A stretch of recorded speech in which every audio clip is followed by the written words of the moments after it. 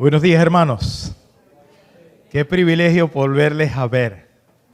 Qué gozo, qué alegría poder compartir también este sábado juntos y tener aquí la oportunidad de estar listos para terminar este sábado en el estudio maravilloso de la palabra del Señor. Siempre el sábado es un día muy especial debido a que nos encontramos, debido a que compartimos con nuestros hermanos el estudio que hemos tenido durante la semana, y además de eso, debido a que adoramos a nuestro Dios por lo que Él ha hecho por nosotros durante toda esta semana. Y finalmente porque somos recargadas las baterías para saber lo que Dios quiere hacer con nosotros durante esta semana que viene también. Y especialmente este es el momento cuando nosotros estudiamos la palabra de Dios y permitimos que Él nos hable. Yo no quisiera ver rostros ni preocupados, ni angustiados, ni pesarosos, porque Dios hace una obra grande. La hizo del hecho ya de que estuviéramos aquí. Así que lo va a hacer para nosotros salir de aquí con la seguridad de que Él estará con nosotros. No se mueve una hoja de un árbol si no es por la voluntad del Señor. Así que mírate, muévete, voltéate, mira a la persona que está a tu lado, dile bienvenido, me alegra que estés aquí, con una sonrisa en el rostro, por favor, aquí en la iglesia de Baltimore. Hay muchos que no han llegado. Yo quiero que me le den la bienvenida, así como está haciendo el pastor, a una familia muy especial, a mi hermana que está aquí, a su hija, a su hijo. Y bueno, con una sonrisa aquí. Estamos delante del Señor y no vamos a estar sino teniendo gozo, porque delante de su presencia hay gozo y alegría. Y el Señor, ya el hecho de que nos ha dado la oportunidad de estar un sábado más, es para nosotros un privilegio y un motivo para agradecerle a Él. Vamos a pedirle al Señor que nos dirija en el estudio de esta mañana. Antes de orar, yo quiero invitarle a que tomes tu Biblia, tomes papel, tomes lápiz, porque quizás algunas cosas que te van a inquietar, otras te van a llamar la atención, otras el Espíritu Santo mismo te va a recordar en tu mente, y me gustaría que tú lo compartieras con otra persona. Quizás tu esposo no está aquí, quizás tu hermano no está aquí, quizás la persona a quien tú le estás dando estudio bíblico no se encuentra aquí, pero que necesita escuchar este mensaje especialmente. Como dijo el pastor, durante esta semana hemos estado en la iglesia de Columbia y ha sido una experiencia muy especial, especialmente para mí. Recordar lo que está delante de nosotros, como son los eventos del fin, ha sido muy emocionante. La mayoría de los cristianos saben algo de lo que va a suceder en el evento del fin, pero lo tienen como si fueran piezas de un rompecabezas separados. Pero estamos durante esta semana uniendo el rompecabezas y colocándolos de acuerdo a la Biblia del Espíritu de Profecía en el orden, para que sepamos qué va a suceder desde aquí hasta el fin del tiempo, de tal manera que no seamos confundidos ni engañados y podamos estar preparándonos, que es el propósito que el Señor tiene. La palabra de Dios dice que Dios nos quiere que la venida del Señor, el gran día del Señor, nos sorprenda como ladrón. En otras palabras, no estemos preparados para esto, sino que podamos nosotros estar preparados, ya que nosotros no estamos en tinieblas. La Escritura y el Espíritu de Profecía nos han dicho todo lo que necesitamos saber. El tema de hoy especialmente nos va a abrir a nosotros un horizonte importante. Nos va a colocar los pies sobre la tierra de saber qué espera Dios de nosotros hoy, en este tiempo. El día 25 de julio del año 2015, cuando estamos nosotros viviendo momentos muy importantes de la historia de este mundo. ¿Qué espera de nosotros como miembros de la iglesia? No es fruto de una investigación humana, de una encuesta que hicimos, sino es fruto de lo que Dios especialmente nos dio para que nosotros entendiéramos qué necesitamos nosotros tomar en cuenta los que vivimos en el tiempo del fin. Así que considero que este es un tema muy importante. No solamente por lo que ya hemos aprendido de este tema, porque quizás usted lo ha escuchado muchas veces. Yo quiero ahondar un poco más. E incluso yo quiero que nosotros agreguemos algunos conocimientos a los que ya tenemos con respecto a este tema, de tal manera que podamos nosotros tener un cuadro un poco más completo por la gracia del Señor. Así que, estando listos para estudiar este tema, quiero invitarles a inclinar su rostro para orar. Querido Padre, te doy muchas gracias por la oportunidad que me das de estar con mis amados hermanos. Gracias por el gozo que nos brinda de estar adorándote. Y gracias porque, aunque nuestros corazones están sedientos, porque ha sido una semana donde cada quien ha tenido que enfrentar luchas, donde solo tú conoces las lágrimas que ha tenido que derramar en el desierto de este mundo. Cuánto anhelamos, oh Dios, terminar nuestro peregrinaje en este desierto. Cuánto anhelamos que nuestra esperanza de cruzar el Jordán y de poseer la heredad prometida sea una realidad muy pronto. Cuánto anhelamos no quedarnos en este desierto, sino ser parte de aquellos que tendrán la fe para poder conquistar la tierra prometida. Te pedimos, oh Padre, que esta mañana de sábado tú quites cualquier cosa que esté impidiendo que nos concentremos en el estudio de tu palabra y que nuestra mente, nuestro cuerpo, todo nuestro espíritu se convierta en una actitud disponible para recibir la bendición que tú tienes para nosotros, para escuchar tu voz y sobre todo, Dios, para que tú hagas la obra que quieres hacer en nuestra vida. Gracias, oh Dios, porque en tu infinita misericordia no estamos aquí por la casualidad. Tú permitiste que hoy nos encontráramos en este sitio, porque tú sabes la necesidad que hay en nuestro corazón, la necesidad de nuestra iglesia y la necesidad que especialmente tiene tu iglesia para el fin del mundo. Te pedimos, oh Dios, que tú puedas llenar esas necesidades por la obra de tu Espíritu Santo, en el nombre de Jesús. Amén. El texto que vamos a estudiar hoy está en el libro de Apocalipsis, hermanos. El libro de Apocalipsis. Quiero invitarles, por favor, a leer en su Biblia junto conmigo Apocalipsis, el capítulo 3.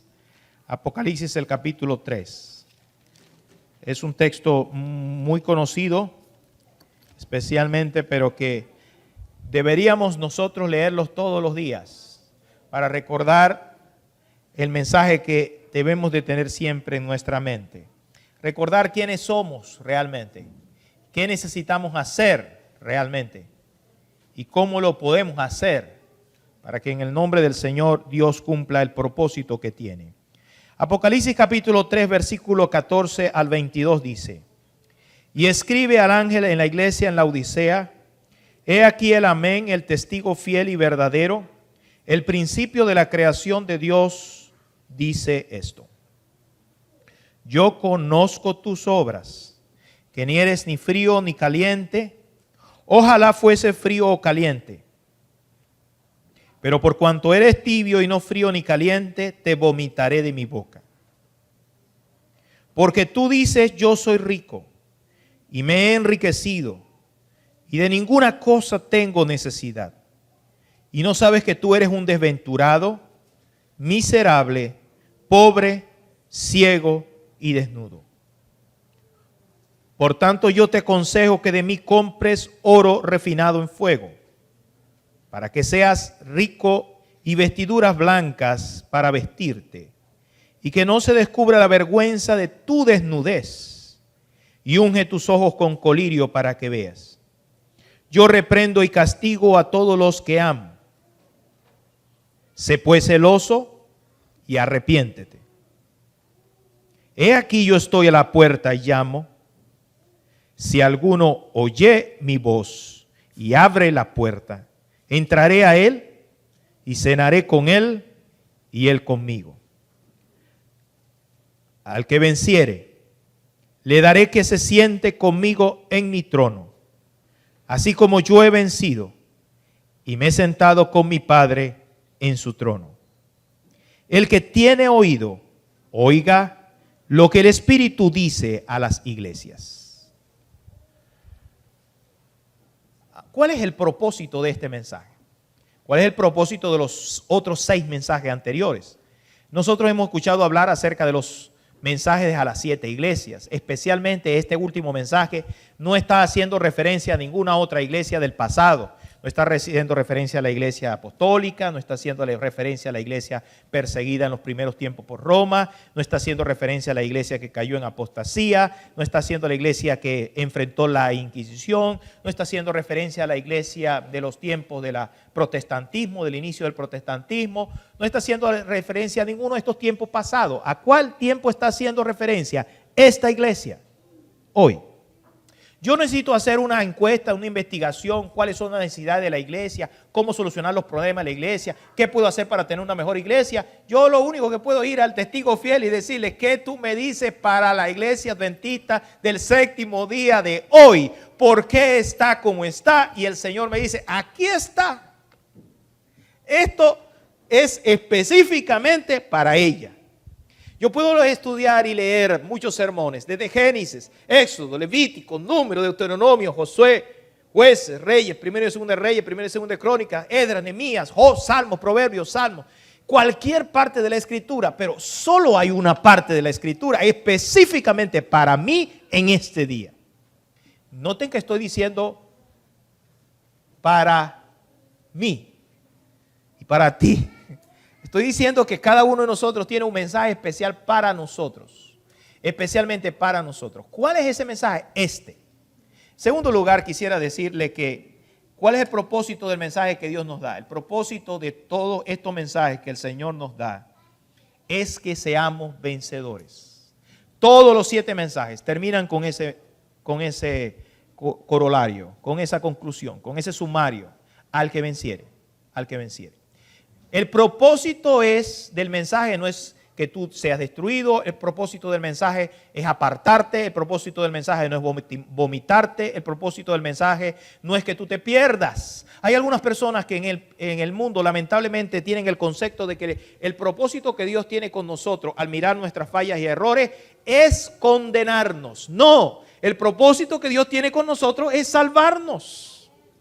Cuando aquella mujer se encontró con Jesucristo, y el Señor Jesucristo estaba allí con ella y la trajeron porque querían apedrearla, el Señor Jesucristo le dijo a esta mujer, ni yo te condeno, vete y no peques más. El propósito que Dios tiene cada sábado, cada día que nos encontramos, es salvarnos. Salvarnos. ¿No dicen amén, hermanos? Salvarnos de la condición en que nos encontramos. Decirnos como si hoy estamos delante de un médico divino y nos dice, bueno, tú tienes un problema.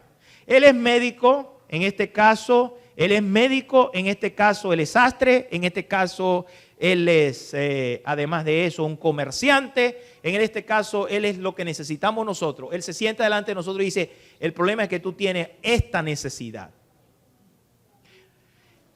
Cualquier sea nuestra necesidad que nosotros tengamos, familiares, de trabajo, de estudio, etcétera, se resuelve en estas necesidades que el Señor plantea. Cualquier sea nuestra necesidad de los problemas que tenemos que enfrentar en este mundo, en el siglo XX, no importa que estemos en África, no importa que estemos en Italia, no importa que estemos en España, no importa que estemos en Estados Unidos, no importa que estemos en Colombia, Perú, en El Salvador, en Guatemala, en México, no importa donde nos encontremos, la respuesta está en este mensaje que Dios dio a su iglesia.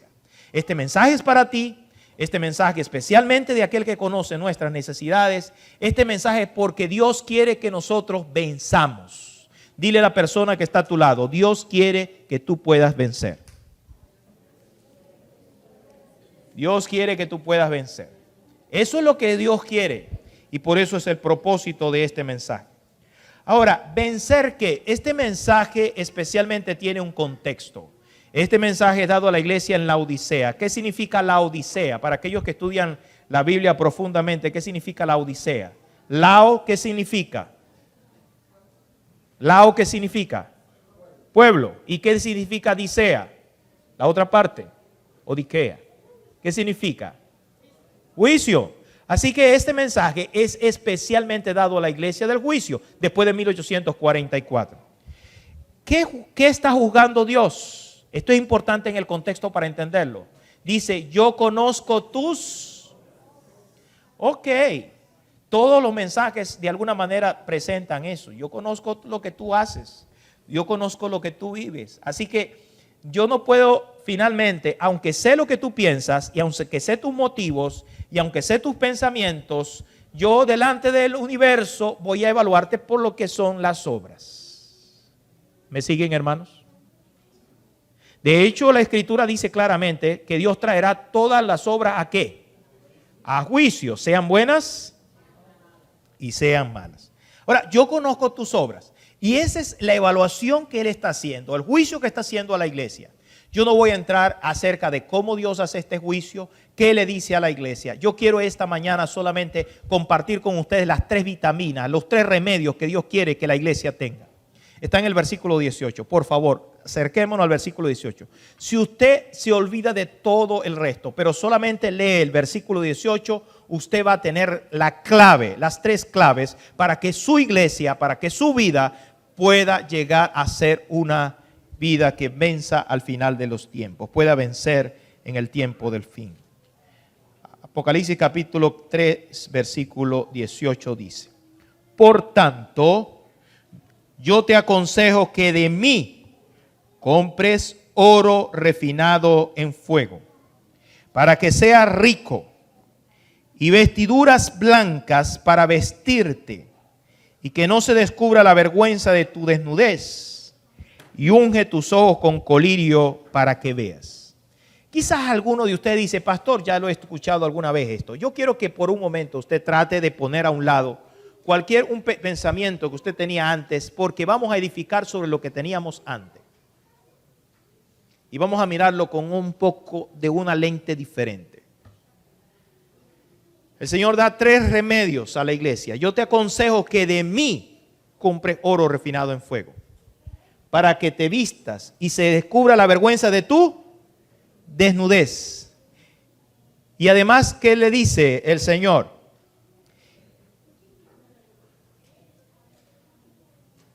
Compres de mí oro refinado en fuego y te vista de vestiduras blancas y unge tus ojos con colirio. ¿Para qué? Para que veas. 3 cosas. Comencemos con la primera. ¿Qué si quiere decir el Señor cuando dice compres oro refinado en fuego? ¿Qué quiere decir eso el Señor? ¿Alguien me puede decir qué significa el oro? Yo sé que me lo van a decir, pero me gustaría que compartamos. ¿Qué significa el oro que dice allí? ¿Qué significa el oro?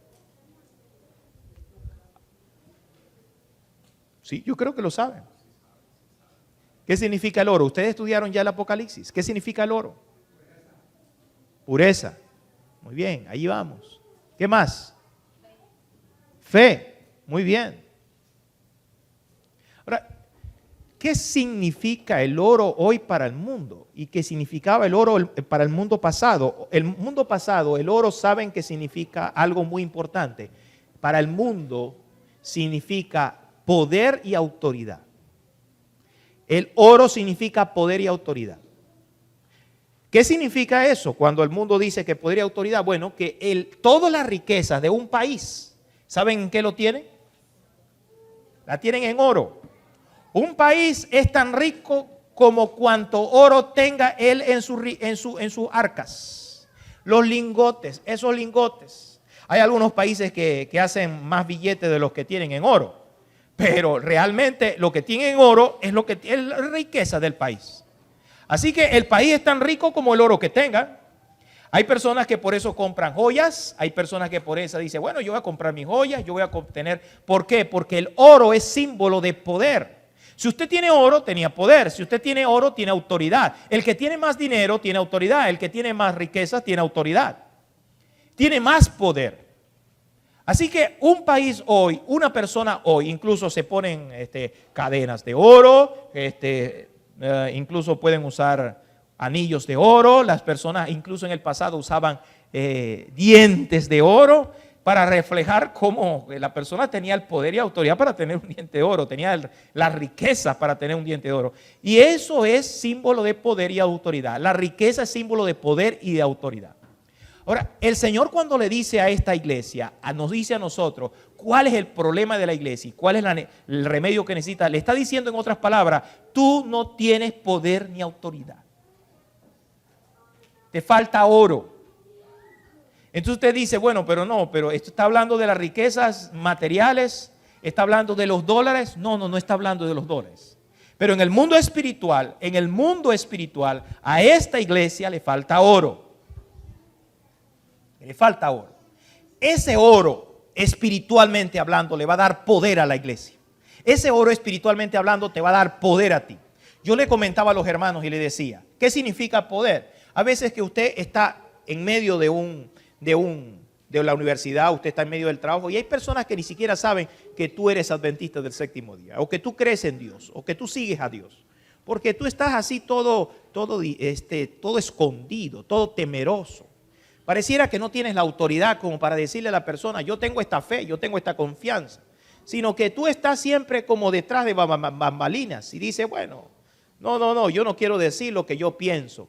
Es como si no tienes toda la autoridad y el poder para hablarle de las riquezas que tú tienes, del poder y la autoridad que tú tienes. Eso puede ocurrir que entonces las personas que están en nuestra calle no saben de lo que nosotros creemos. Las personas que están en nuestro barrio no saben de lo que nosotros creemos. Las personas que están en nuestro trabajo no saben lo que nosotros creemos. Las personas que están en el lugar donde estudiamos no saben lo que nosotros creemos. Así que ellos no conocen. ¿Por qué? Porque no nos sentimos con la suficiente amplitud como para decirle esto es lo que yo creo. ¿Qué es lo que hace esto, hermanos? Que muchas veces incluso hay hermanos que sienten que su vida espiritual está pasando por momentos difíciles. Momentos que a veces no pueden enfrentar. ¿Por qué? Porque le falta oro, porque le falta poder, porque le falta autoridad. Hay muchas personas que incluso sienten que para qué venir a la iglesia. Vienen y salen de aquí sin sentir que tienen el poder, que tienen el oro, que tienen la autoridad para enfrentar esta lucha espiritual. ¿Qué significa el oro espiritualmente? Yo quiero invitarles a abrir la palabra de Dios en el libro de ahora de Santiago, capítulo 2, versículo 5. Santiago 2:5 dice claramente, ahí el apóstol Santiago, un mensaje de lo que significa el oro, espiritualmente hablando. Santiago capítulo 2, versículo 5 dice, hermanos míos, amados, oíd, no ha elegido Dios a los pobres de este mundo para que sean ricos en fe y herederos del reino que Dios ha prometido a los que le aman. ¿Qué es el oro entonces en el reino de Dios? ¿Qué significa el oro? Fe. Lo que te da a ti en el reino de Dios, poder. Lo que te da a ti en el reino de Dios, autoridad. Que tú dices, ok, yo tengo mi lingote de oro. ¿Cuál lingote de oro que tú tienes en el reino de Dios? La fe que tú tienes en reserva. La fe que tienes en reserva que tú dices, no, yo estoy tranquilo. ¿Y por qué? Porque yo puedo negociar en el reino de Dios y yo puedo recibir la riqueza, las abundantes riquezas de la gloria de Dios en mi vida. Porque yo sé que aquí están las promesas de la palabra de Dios y yo confío en las promesas de la palabra del Señor. ¿O dicen amén, hermanos? Porque usted tiene una riqueza y es la fe. En otras palabras, hermanos, en el reino de Dios no se maneja los verdes. En el reino de Dios tampoco se manejan los lingotes de oro amarillo. En el reino de Dios se maneja una moneda que hoy tú al venir acá y hoy yo al estar aquí necesitamos tener. Es la moneda de la fe. ¿Se recuerdan la experiencia de Jesús? Cuando Jesús llegó a este mundo y estuvo caminando en esta tierra, se encontraban con personas que, por ejemplo, estaban paralíticos y Jesús los sanaba. ¿Por qué sanaba Jesús al paralítico? Porque tenía fe. Había una mujer que había gastado todo en los médicos y Jesús la curó. ¿Por qué curó Jesús a esa mujer? Porque tenía fe. Un centurión romano le dijo, mira, yo no soy digno de que entres bajo mi techo, pero solamente una palabra tuya y mi siervo sanará. Y que Jesús dijo, yo no he hallado tanta fe como la de este hombre. Tanta fe en Israel como la de este hombre. Una mujer que estaba detrás, Señor, hijo de David, ten misericordia de mí. Señor, hijo de David, ten misericordia de mí. Y entonces Jesús le dice, pero no es justo tomar el pan de los hijos y echarlo a los perrillos. Y la mujer dijo, era sirofeniza, no era judía. Le dice, Señor, pero aún los perrillos comen de la migaja que cae de la mesa de su Señor. ¿Y qué dijo Jesús? Mujer, ¿qué dijo? Grande es tu fe. A estas mujeres no eran ricas. Estos hombres no eran ricos conforme al mundo, eran pobres conforme al mundo, pero tenían la moneda del cielo y del reino de Dios, con la cual tú puedes comprar las bendiciones que el Señor tiene para sus hijos. ¿Cuál es la moneda? La fe. ¿Cuál es el problema que tiene la iglesia de Laodicea? Que dice, yo soy adventista del séptimo día, yo sé el sábado como día de reposo, yo tengo una historia maravillosa, conozco lo que dice el Espíritu de profecía, conozco lo que va a suceder en el fin del tiempo, yo estoy bien doctrinalmente, bien, pero nos falta algo que puede hacer que tú tengas poder y autoridad espiritual. ¿Cuál es? La fe, hermanos. Esa fe es lo que hace que tú andes a veces cabizbajo en lugar de andar alzado como hijo de Dios, el Hijo de Dios, que es Rey de reyes y Señor de señores. Esa es la fe que puede hacer que aunque vengan las luchas y las pruebas, tú tienes la seguridad que el mismo Dios del pasado está con nosotros en el presente. ¿O es que Dios no puede hacer los milagros del pasado? Pero nos falta ¿qué? El Señor dice, mira, el problema de la iglesia es que está bien. Él siente que está bien. Con lo que tiene está bien. Con el conocimiento teórico que tiene está bien. Pero le falta fe. Le falta fe. Ahora, yo quiero decirle que existe una fe verdadera y no existe una fe falsa. La fe que está hablando aquí no es un oro falso. Existe el oro falso y el oro verdadero. El oro verdadero es auténtico. La fe verdadera es auténtica. Y para ser auténtica tiene que ser una fe viva. No una fe muerta, una fe viva. Una fe que está segura en la palabra del Señor. Ahora, cuando yo digo eso, que está seguro en la palabra de Dios, hermano, eso está respaldado en lo que dice la Escritura. La Escritura dice que para nosotros tener fe, nosotros no podemos crear fe. Nosotros necesitamos tener fe. ¿Cómo viene la fe? La fe viene del oír. ¿Y el oír de qué? De la palabra del Señor. Así es que viene la fe. Cuando usted escucha la palabra de Dios, inmediatamente su fe, el Espíritu Santo hace que su fe crezca. Que el dinero espiritual crezca. Que el poder espiritual crezca y que cuando usted en la mañana se levanta y estudia la palabra de Dios, su mente cambia. Ahora usted tiene fe para enfrentar al enemigo durante ese día en el nombre del Señor. ¿Por qué? ¿Porque tiene mente positiva? No, porque usted se aferra a las promesas de la palabra del Señor. Y usted dice, Señor, aquí está tu promesa. Yo quiero que esa promesa se cumpla. Y aunque vengan las pruebas y las dificultades, yo quiero tener fe para prevalecer en el nombre del Señor. ¿Cuál es el problema? Que muchas veces hablamos de muchas cosas en la iglesia, predicamos muchos sermones, pero hablamos poco de fe. Incluso pocos testimonios se dan. ¿Se han dado cuenta que a veces hasta los miércoles ni testimonios se dan de lo que Dios está haciendo? ¿Por qué? Porque a veces ni está haciendo nada. Porque sentimos que no está haciendo nada. Porque nos está faltando fe. Yo le comentaba a los ancianos, hace poco tuve una reunión con más de 800 ancianos. Yo le comentaba a ellos que esta es la gran necesidad que tiene la iglesia, que los líderes tienen que predicar de la fe en primer lugar. Esta es la problemática que tiene la iglesia, la fe se está perdiendo, se está teniendo más fe en lo que el hombre puede hacer que en lo que Dios puede hacer. Y hay iglesias que están perdiendo ese poder. E incluso el que llega a la iglesia siente que no va a cambiar nada lo que va a suceder en la iglesia en ese día. Pueden estar como aquellos que estaban tocando a Jesús. ¿Se acuerdan? Y entonces cuando Jesús se detiene dice, ¿y quién me ha tocado? Pedro le dice, Señor, si te están apretando y te están tocando, se están tomando hasta selfie contigo. Pero el Señor le dice, es que alguien me ha tocado. ¿Por qué? Pero lo ha tocado de manera especial. ¿Lo tocó con qué? Con fe. Nosotros podemos venir a la iglesia, pero podemos salir de aquí sin haber visto el poder de Dios. Porque el poder de Dios solo se manifiesta cuando tenemos fe. Y entonces yo le contaba a ellos que uno de los grandes predicadores del siglo pasado asistía a una iglesia, era totalmente ateo. Y asistía a una iglesia y le decían, ¿y por qué vas a la iglesia? Bueno, porque me gusta escuchar para ver qué dicen allí. Y entonces alguien, cuando él fue a la iglesia, de los que eran el grupo de oración, le dijo, ¿quieres que oremos por ti? Y él le respondió, no, yo no quiero que oren por mí. Y le sorprendió a la hermana que le preguntó por qué él no aceptaba que oraran por él. Y entonces le preguntó, ¿y por qué no quieres que oremos por ti? Y él le respondió, es que yo desde que estoy asistiendo a este grupo de oración no he visto ni un milagro que haya ocurrido. Y ustedes siempre están orando, siempre están orando. Así que, ¿de qué vale que ustedes oren por mí si no ha pasado nada? Fe. ¿Se necesita qué, hermanos? Porque si tuvieras fe como un grano de mostaza, dirías a este monte, quítate de aquí, ponte allá y se quitará. Necesitamos fe. Ese es lo primero que la iglesia necesita en el mundo espiritual, fe.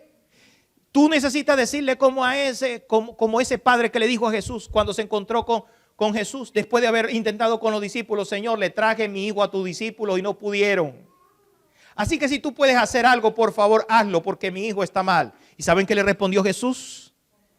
Si tú puedes creer, porque al que cree, todo le es. A este padre ya estaba perdiendo la fe. Y Jesús le recuerda: lo único para que yo obre en tu vida es que tengas fe. Porque si tú puedes creer, al que cree, todo le es posible. Todos somos seres humanos, hermanos. Todos fallamos. Todos podemos perder la fe.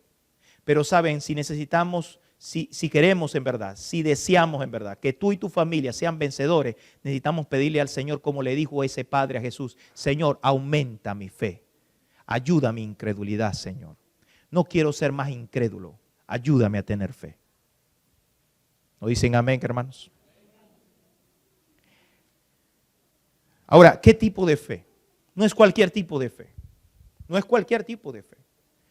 Dice que es oro refinado en fuego. ¿Qué significa el oro refinado en fuego? Bíblicamente, vamos a ir al libro de Primera de Pedro, capítulo 1. Primera de Pedro, capítulo 1. Para que veamos qué significa este oro refinado en fuego. Primera de Pedro, capítulo 1,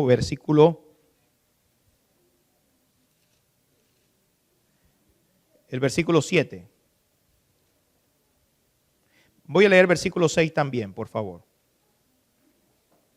En el cual vosotros os alegráis, aunque ahora por un poco de tiempo, si es necesario que tengas que ser afligido en diversas pruebas.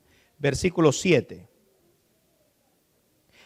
Perdone que le tenga que pedir otro favor. Vamos a leer el versículo 5. Dice el versículo 5. Que sois guardados por el poder de Dios mediante ¿qué? La fe. Está hablando allí de la fe. Y luego habla de las pruebas. Luego el versículo 7. Ahora sí.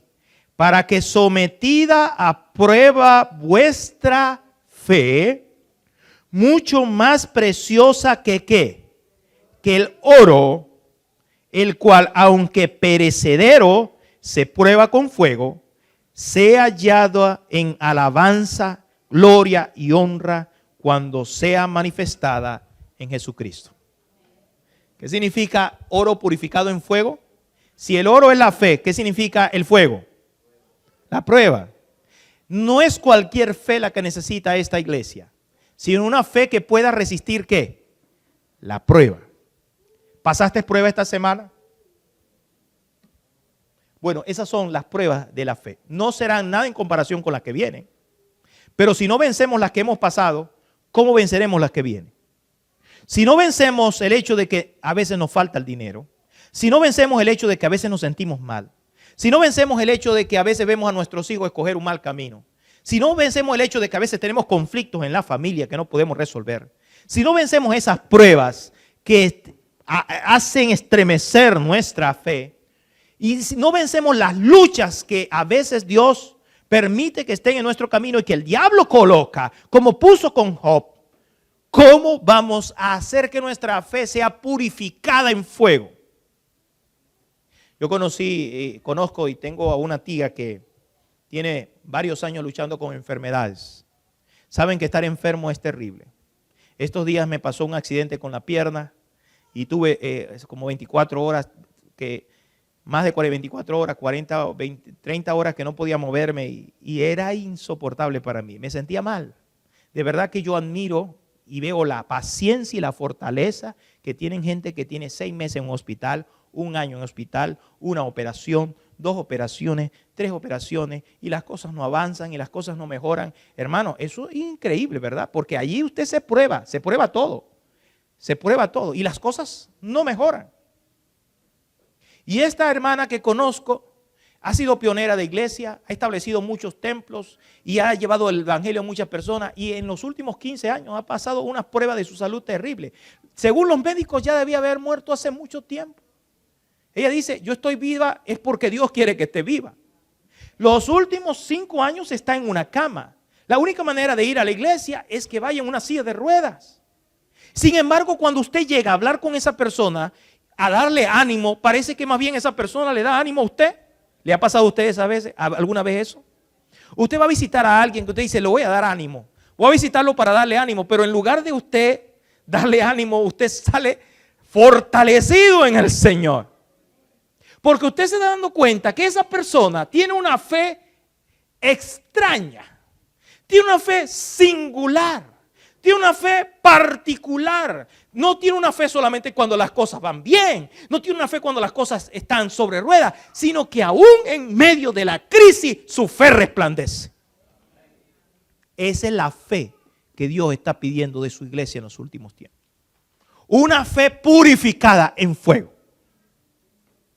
Necesitamos esa fe en el nombre del Señor. Pero como les dije, no es una fe etérea, no es una fe positivista, es una fe fundada en la palabra del Señor. Hay una cita del Espíritu de Profecía que dice en Profetas y Reyes, página 87 y 89, dice lo siguiente. Fue tan solo por su fe poderosa en el poder infalible de la palabra de Dios como Elías entregó el mensaje. Algunos han estado hablando y con mucha verdad de que este pueblo es el pueblo que representa a Elías del último tiempo. Y aquí dice Profetas y Reyes que fue por su fe poderosa en la infalible palabra de Dios como Elías entregó el mensaje. Elías creía en la palabra de Dios.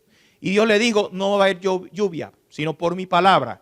Y tuvo tanta fe que a riesgo de ser considerado un loco, se metió hasta la puerta del rey, hasta el trono del rey y le dijo, mira, el Dios del cielo ha dicho que no va a llover, ni rocío ni lluvia, por la palabra del Señor.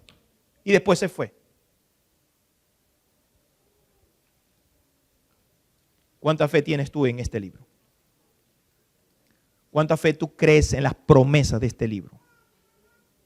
El deseo de toda la gente de la página 101 dice aquí hay muchas promesas que a veces tienen condiciones que si creemos, si confiamos, Dios cumplirá en nuestras vidas. Pero nos falta ¿qué?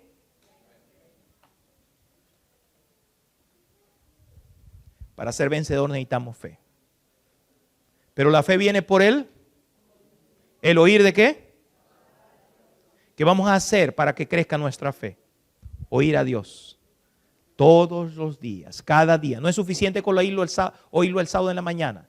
Yo estaba hablando con el pastor que es necesario oírlo todos los días para que nuestra fe crezca y se fortalezca. Mis amados hermanos, el tiempo no me da más para tratar un poco más acerca de estos aspectos, pero es importante que tú salgas de aquí sabiendo que el primer remedio para tu vida, la primera vitamina para tu vida es que tú tienes que buscar todos los días más fe en el Señor Jesucristo. El segundo dice que esa es la fuerza y la autoridad que tendremos espiritualmente en el reino de Dios. Lo segundo dice es que tú necesitas vestirte para que no se descubra la vergüenza de tu desnudez. ¿Qué significa el vestido? ¿Alguien me puede decir qué significa el vestido? Ah, sí, la justicia. ¿La justicia de quién? Ajá, pero yo quiero ir un poco más allá. Hoy recuerden, nosotros estamos avanzando, pero yo quiero edificar un poco más allá, porque a veces llegamos hasta la superficie y yo quiero que vayamos un poquito más. Un poquito más. A pesar de que el reloj está corriendo allí rápidamente. Es imposible. Pareciera que mi esposa me estuviera diciendo, recuérdate que tienes que terminar. Así que tengo entre el reloj, mi esposa y el Señor que me permite, que quiero darle un mensaje a ustedes. El mensaje del Señor. Mire, recuerden lo siguiente. La justicia. ¿Qué significa la justicia? Es la justicia de Cristo. De eso estamos totalmente de acuerdo. Pero yo quiero que entendamos la justicia del Señor en toda su plenitud. Porque a veces nos hemos quedado solamente con una parte del entendimiento de la que es la justicia de Cristo. Yo quiero que entendamos ese concepto un poco más. ¿Qué significa la justicia? Hay muchos textos que pudiéramos leer. Para los que están anotando, pueden leer después cuando lleguen a su casa Salmo 48:10, Salmo 51, 14, Salmo 119, 149, Salmo 119, 156. Voy a repetir, Salmo 48, 10, Salmo 51, 14, Salmo 119, 149 y Salmo 119, 156. Y Proverbios 31, 9. Algunas personas piensan que eso, la justicia, no entienden qué es la justicia. Yo mismo no entendía qué era la justicia. Confieso, hace unos pocos meses atrás, leyendo la Biblia, digo, un momento, yo no estoy entendiendo lo que significa la justicia. Porque en mi concepto de adventista que nací conociendo esto y de los que guardan los mandamientos de Dios, que la justicia es la perfecta, no estoy entendiendo hasta dónde el alcance de la justicia y el verdadero significado de la justicia hasta que comencé a leer todos estos textos. Y me di cuenta de lo que significan estos textos. Pero particularmente en este versículo tiene un significado muy especial. Recuerden que el contexto es, yo conozco tus obras. Yo conozco tus obras. Yo quiero que leamos ahora Apocalipsis capítulo 19, el versículo 8. Apocalipsis 19, 8. Apocalipsis 19, 8 dice, y a ella le fue concedido, o sea, la iglesia que se está uniendo con la esposa del Cordero, a ella le fue concedido que se vista de lino. ¿Lino qué? Fino. ¿Qué más? Limpio. ¿Qué más? Resplandeciente. Porque el lino fino, ¿qué dice? Es que las acciones, ¿qué? Justas de ¿qué? De los santos. ¿Qué son el lino fino? ¿Qué son el lino fino? El Señor quiere que nos vistamos. Yo quiero sugerirle, hermanos, que Él quiere que nos vistamos, sí, de la justicia de Cristo. Pero esa justicia de Cristo se refleja con ese lino fino. Limpio. ¿Qué más? Resplandeciente. ¿Qué más? Ahí lo dice. Fino. ¿Y qué es ese fino, limpio, resplandeciente lino? ¿En dónde se compra? ¿Dónde se consigue? ¿Dónde se tiene? Para que el desnudo que es la iglesia, el desnudo, no solamente le falta poder, sino está desnudo la iglesia, pueda estar vestido. Ahora, yo quiero aclarar lo siguiente. Así como dije qué significaba el oro desde el punto de vista humano, quiero decir qué significa las vestiduras desde el punto de vista humano. ¿Qué significan las vestiduras? ¿Saben qué significan las vestiduras desde el punto de vista humano? ¿Alguien me puede decir? Desde el punto de vista humano, la vestidura significa honra, honor. ¿Se dan cuenta que los médicos se visten con su batica? Eso es un honor de ser, vestirse con esa bata ya es un honor, una honra. Es un médico y la gente dice, es un médico. Y así mismo las personas que se ponen una toga, las personas, eso es un honor. Eso es una honra. Si tú no tienes vestido, tú estás sin honra. ¿Me siguen? Si tú no tienes vestido, tú estás en vergüenza. No tienes honor ni honra. Ustedes no se dan cuenta que hay personas que cuando usted le invita a algún sitio dicen, no, yo no estoy vestido como para entrar allí. ¿Se dan cuenta? ¿Por qué? Porque dicen, yo no estoy digno. No estoy digno como para entrar allí. No tengo el honor como para entrar allí. Mi vestido no refleja. Porque el vestido es símbolo del honor y la honra. Las personas cuando se miran a sí mismos dicen, ok, sí, estoy bien, sí, tengo honor. Y por eso las mujeres se arreglan el cabello, se ponen aquí, se ponen allá. Si yo quiero tener honor, honor en mi vestido, el honor, el vestido símbolo de honor. Esta iglesia le falta honor, esta iglesia le falta honra. El vestido es símbolo de la honra. ¿Qué significa el vestido? Bíblicamente dice el lino fino, blanco, resplandeciente. ¿Qué es? Es la honra de esta iglesia. Es la honra de esta iglesia. El honor de esta iglesia. Bendito sea el nombre del Señor. Es el vestido más importante. Son las acciones justas de los santos. Ahora, yo quiero decirle, esto no está contradiciendo lo que entendemos, pero yo quiero que leamos ahora un texto bíblico que está en el libro de Isaías, capítulo 58.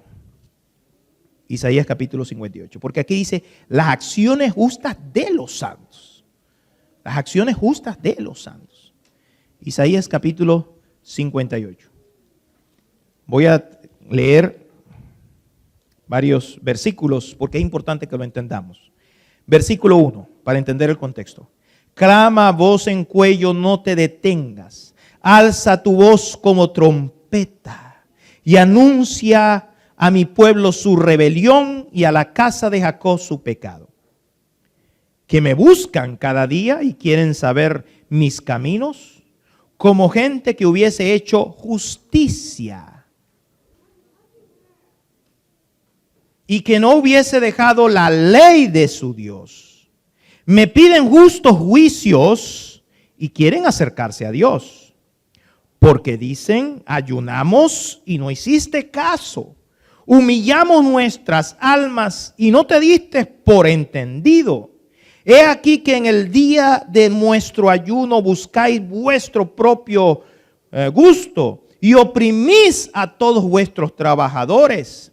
He aquí que para contiendas y debates ayunáis y para herir con puño inicuamente. No ayunáis como hoy para que vuestra voz sea oída en lo alto. Es tal el ayuno que yo escogí, que de día aflija al hombre su alma y que incline su cabeza como junco y que haga de cama cama de silicio y de ceniza. ¿Llamaréis esto ayuno y día agradable de Jehová? Vamos a hacer un resumen. El Señor le está diciendo a Isaías, dale este mensaje al pueblo. Le vas a decir a este pueblo, ustedes están rebeldes. Este es su pecado. ¿Y cuál pecado? Bueno, ustedes dicen que están yendo a la iglesia y que yo no los escucho. Están buscando mis caminos y que yo no se los muestro. Que están ayunando e incluso haciendo cama de silicio. Y se vistan de silicio y ayunan, pero yo no les respondo. Pero ¿acaso ese es el ayuno que yo escogí? Que tengas toda esa formalidad. Que ayunes pero estás destruyendo a tu hermano. Que ayunes pero estás peleando con el otro. Que ayunes pero tengas conflicto. Que ayunes pero estés haciendo lo malo. Ese es el ayuno que yo escogí. Ese es el contexto. Y mira lo que sigue diciendo ahora el texto. Ahora en ese contexto, versículo 6. No es más bien el ayuno que yo escogí, desatar las ligaduras de impiedad, soltar las cargas de opresión, dejar libres a los quebrantados y que rompáis todo yugo. No es que partas tu pan con el hambriento y a los pobres errantes albergues en tu casa, que cuando veas al desnudo lo cubras y no te escondas de tu hermano. Ese es el ayuno. Y luego dice, entonces nacerá tu luz como el alba y tu salvación se dejará ver pronto. En otras palabras, si tú haces eso, ya la salvación vendrá a ti. Yo te responderé. Y dice el versículo dice, y se dejará ver pronto e irá tu justicia delante de ¿qué? De ti, y la gloria de Jehová será ¿qué? Tu retaguardia. Ahora, hermanos, ¿qué significa esa justicia? Hay muchas cosas que pudiéramos hablar, pero yo quiero decir, la justicia tiene que ver con la ley de Dios. Amén, hermanos. Cuando el Señor nos perdona y nos cubre con su manto de justicia, Él nos perdona sin merecerlo de todos nuestros pecados. Nada de lo que nosotros podemos hacer puede ser agradable delante de sus ojos. Todo lo que haga bueno, que hagamos, Él lo completa con su manto de justicia Él hace que eso sea agradable delante del Señor. Pero la ley perfecta de Dios es la justicia de Dios. Ahora bien, ¿qué es la ley? La ley se resume en dos principios. Amarás a Dios con todo tu corazón y a tu prójimo como a ti mismo. La ley se resume en una palabra, hermanos. Amor. En otras palabras, usted puede colocar aquí justicia y usted puede colocar aquí amor. Y es lo mismo. ¿No dicen amén, hermanos? Justicia y amor. Yo no había entendido eso. Yo no tenía un concepto como adventista claro de que la justicia era amor. Ustedes van a leer varios textos que van a entender eso. Por eso es que el Señor dice, ¿cómo es posible que tú me estés buscando a mí mientras que estás destruyendo a tu hermano? Existe una relación vertical, pero también tiene que existir una relación, ¿qué dice?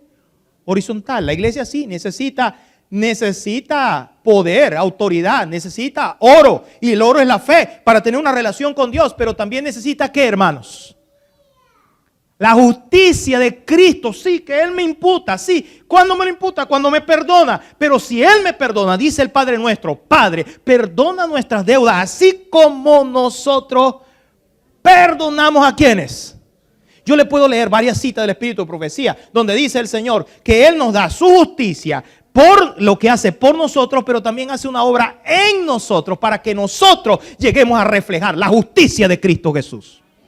Dios quiere que Dios te perdone a tu amor, sí, pero Dios quiere que tú perdones a tu enemigo. Dios quiere que se la lleves bien con la vecino. Dios quiere que tú ames a aquel que te trata mal. Dios quiere que tú estés unido. Dios quiere que haya amor, que es la expresión más grande de la justicia de Dios. Porque por amor es que somos salvos. Porque Él nos perdona y nos da su justicia. Pero voy a entrar a un punto más importante todavía. Porque es que todos decimos, la justicia del Señor, la justicia del Señor. Y hacemos todo como la fe, tan etéreo que entonces nos quedamos allí. Ese amor se va a demostrar en obras, hermanos. Ese amor se va a demostrar en obras que va a cubrir nuestra vergüenza de lo que fue nuestro pecado. Yo quiero que lean conmigo, por favor, un texto que está en el libro de Primera de Pedro. Regreso a Primera de Pedro, capítulo 4, versículo 8. Primera de Pedro, capítulo 4, versículo 8, ¿qué dice allí? Dice allí, y ante todo, por encima de todo, tened que entre vosotros, ¿qué dice? Tened entre vosotros, ¿qué? Ferviente amor. ¿Por qué? Porque el amor, ¿qué dice? Cubrirá, ¿qué dice? Multitud de ¿qué? Pecados. ¿No dicen amén, hermanos? Mire, solamente, yo estuve en una conferencia solamente tratando de la fe, una conferencia. Podríamos tener una conferencia solamente hablando de la justicia del Señor. Yo estoy hablando solamente una partecita. Porque a veces nos quedamos solo con lo que Dios hace con nosotros, pero no con lo que nosotros tenemos que hacer en respuesta de lo que Dios está haciendo en nuestro corazón. El carácter de Dios reflejado en nuestra vida. Cuando yo hago algo bueno por alguien, eso cubre multitud de ¿qué? Ahora, ¿qué significa desnudez? ¿Por qué vino la desnudez? Bíblicamente, espiritualmente, ¿se acuerdan? Adán y Eva estaban vestidos, pero ¿qué pasó después que pecaron? Se vieron desnudos. Así que usted cuando llega a Cristo, usted era borracho, usted había engañado a su esposo, usted había mentido, usted había hecho estas cosas malas, había peleado con fulano, había hecho. Cuando usted estaba desnuda, su vida estaba desnuda, y la gente le veía su vergüenza y decía, fulano. Mira, no, mentiroso, no, le roba a la gente, tiene todo ese dinero, pero ese es puro marramucias y puras cosas malas que ha hecho. Esta es una persona que es. Esa es su vergüenza, esa es su desnudez. Pero cuando tú llegas y aceptas a Cristo por la fe, Cristo te da tu justicia, bendito sea el nombre de Dios, te perdona de tus pecados. Pero ¿qué pasa? Tú ahora comienzas a amar al enemigo, bendecir a los que te maldicen, ayudar al pobre, ayudar al necesitado, ir a la cárcel para ayudar a esa gente que tiene tanto tiempo privada de libertad y necesita a alguien que lo visite, ir al hospital para orar por los que están en el hospital. Eso lo dice Cristo en Mateo capítulo 25, recuerden, Mateo 25, porque tuve hambre y me diste de comer, tuve enfermo y me visitaste, y tú en la cárcel y viniste a mí. Y dice, ¿cuándo, Señor, te vimos así? No es solo la justicia de Cristo, no, es la justicia de Dios obrando en mi vida en favor de mi prójimo, dando amor, lo que me cubre la multitud de pecados que yo he tenido para la gloria y honra del Señor. Y que la gente diga, sí, él era eso en el pasado, pero ahora es un hombre transformado por la gracia de Dios. Cuando llegue al cielo, Dios me pondrá un lino fino, blanco, resplandeciente, que simboliza las acciones justas que en su nombre yo hice en esta tierra. Por eso es que no puede haber un miembro de una iglesia que no haga lo bueno. No puede haber una semana que tú no compartas una literatura. No puede haber una semana que tú le hables a alguien de Cristo. No puede haber una semana con que cuando Cristo se manifieste en su justicia, en su amor, en tu vida en favor del prójimo. Porque lo que Dios ha hecho contigo, Dios quiere que tú lo hagas con el otro. ¿No dijo Cristo, ve y haz tú qué? Lo mismo. Podríamos hablar todo de eso, hermanos, pero yo quiero invitarte. ¿Qué le falta hoy a la iglesia? Amor. Así nos reunimos, cantamos, pero en verdad nos amamos, en verdad nos ayudamos, en verdad nos perdonamos, en verdad nos toleramos, en verdad nos entendemos, en verdad nos abrazamos con el amor de Cristo Jesús. El amor de Cristo Jesús que dice: amarás a tu prójimo como a ti mismo, amarás a Dios con todo tu corazón, con toda tu fuerza, con toda tu alma.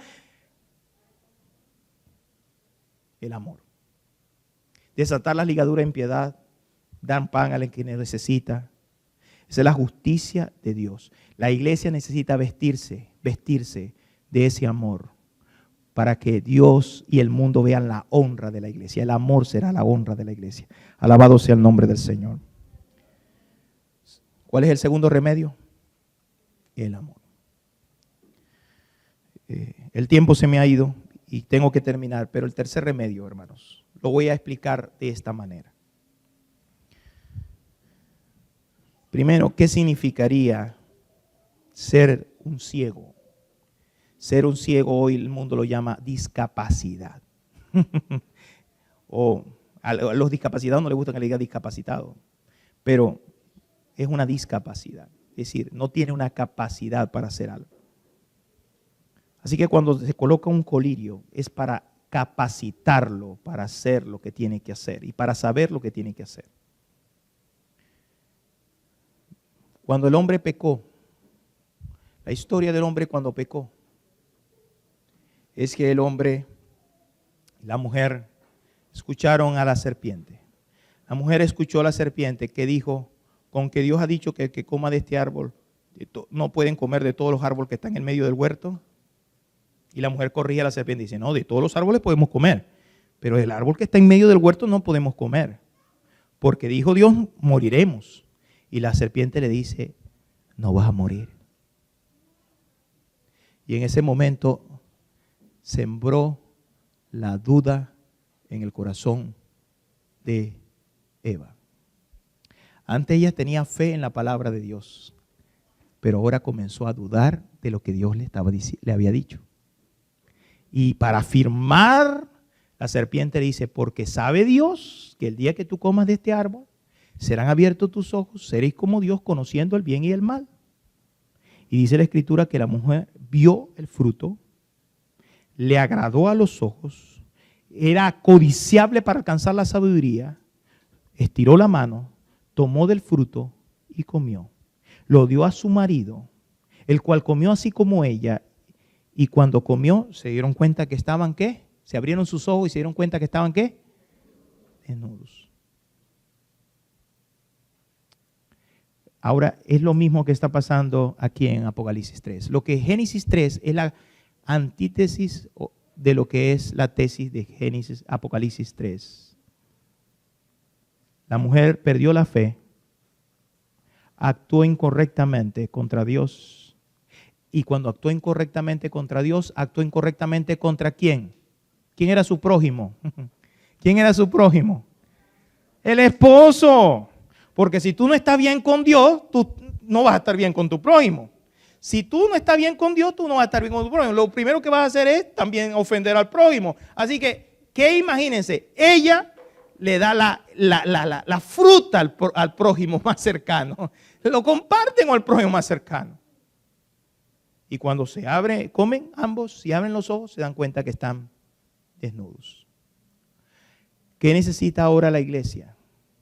Vencer al enemigo en la duda. Primer lugar, en la palabra de Dios. Necesita creer, tener fe, aumentar su fe. Segundo, obedecer a Dios. Obedecer a Dios y amar a su prójimo. Si has tenido fe en Dios, entonces compartir esa fe y ese amor con ese prójimo que está a tu lado.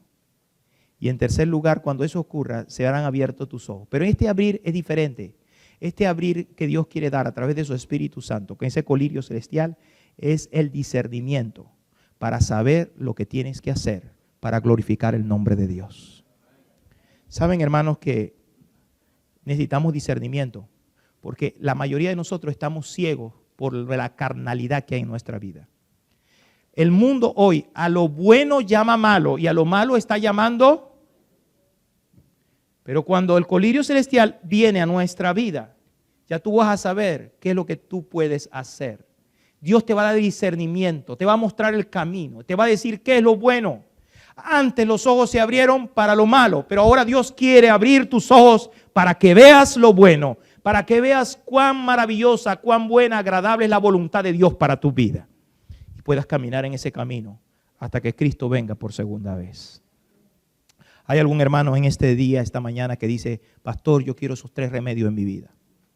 Yo quiero más fe, yo quiero más amor, que es la expresión de la justicia de Dios, más fina, más pura, y yo quiero más, permítame decirlo de esta manera, en algún momento le explicaré, más esperanza. Porque la esperanza es lo que Dios nos quiere dar y para que nosotros esperemos. El camino más grande que tenemos delante de nosotros es la vida eterna. ¿Hay alguno de ustedes que quiere decirle eso al Señor esta mañana? Yo quiero invitarle a que se coloque en pie. Si así tú has levantado la mano, yo quiero que se coloque en pie para tener una oración y pedirle al Señor que te dé esos. Dios te bendiga, mi amada. Dios te bendiga. Te dé esos 3 grandes bendiciones. El pastor dice, vamos a entonar un himno. ¿Cuál es el himno que vamos a entonar? 143. Ese es el himno favorito en este momento de este servidor. Yo quiero que lo cantemos. Mientras que cantamos este himno, Jesús dice, escuchen bien lo que Jesús dijo al inicio del remedio. Yo te aconsejo. Yo diría, yo te suplico. Yo te ruego, yo te pido que de mí compres oro refinado en fuego. El oro viene de Cristo, la fe viene de Cristo, el amor viene de Cristo, la esperanza y el discernimiento viene de Cristo Jesús. Ninguno de nosotros puede llegar a tenerlo por sus propias fuerzas, solo hay que pedirlo a Jesús. Y Jesús quiere dártelo. Si quizás esta semana tú enfrentaste lucha y pruebas y necesitas fe, yo especialmente quiero orar por aquella persona que está aquí y dice, pastor, yo quiero que ore por mí porque necesito fe. Mientras que escuchamos el himno y nuestro hermano nos lo dirige, yo quiero que pase al frente, porque no solamente con aquellos que se levantaron van a hacer estos 3 remedios, sino que con aquellos que están pasando por una prueba difícil y que necesitan el primer paso, la fe. Luego la fe viene el amor y tenemos la fe que obra por el amor. Y luego viene el discernimiento para hacer lo que tenemos que hacer. Esos son los remedios de la iglesia de la Odisea. Si hay alguien que tiene necesidad de esa fe porque tiene un problema muy serio, mientras que cantamos este himno, yo le invito a que pase al frente también.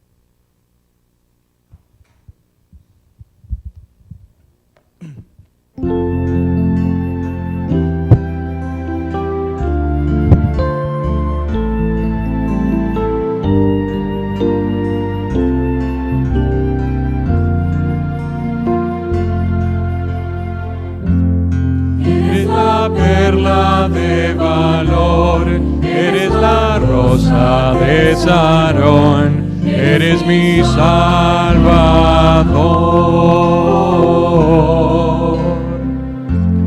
Eres la roca de poder, el manantial para mi sed, contigo venceré.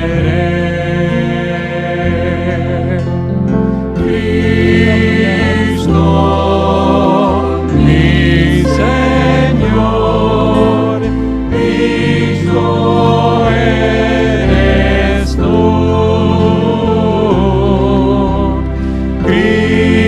Cristo, mi Señor, digno eres tú.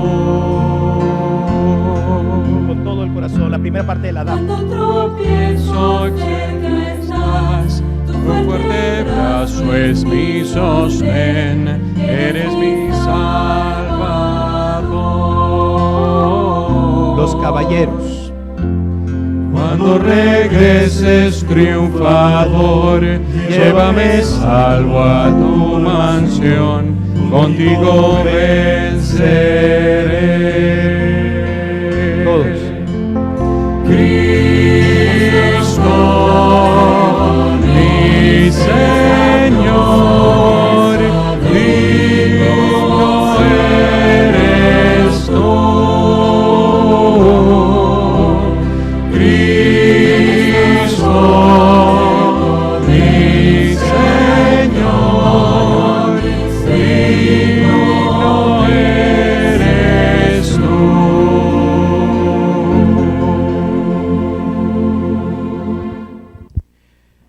finalizar el mensaje de Apocalipsis, la palabra de Dios dice: he aquí yo estoy a la puerta y llamo. Si alguno oye mi voz y abre la puerta, entraré a él. Cenaré con él y él conmigo. El propósito de entrar Cristo en nuestro corazón es para darnos esas tres cosas. Efesios capítulo 3, versículo 18 en adelante dice: para que habite Cristo por la fe en nuestros corazones, a fin de que arraigados y fundados en el amor podamos comprender junto con todos los santos cuánto es la amplitud, la profundidad, la anchura y la longitud del amor de Dios, que excede a todo conocimiento, y seamos llenos de la plenitud de Dios. Para que esa plenitud de Dios vive en nuestra vida. Y entonces podamos pedir y tener la seguridad de que estamos en el reino de Dios. Cristo ha acercado el reino de Dios a esta tierra. Por eso es que Él es la perla de valor. Por eso es que la rosa de Sarón. Por eso es lo más precioso para nuestra vida, Cristo. Él quiere darte fe, Él quiere darte amor, Él quiere darte esperanza. Él quiere llenar tu vida para que tú seas también una luz para los que están a tu alrededor.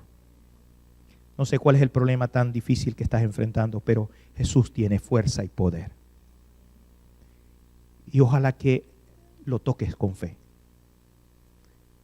Lo toques con fe. Clames en este momento con fe. Y el Señor pueda decirte: hija, tu fe te ha salvado. Él puede decirte: hijo, tu fe te ha salvado.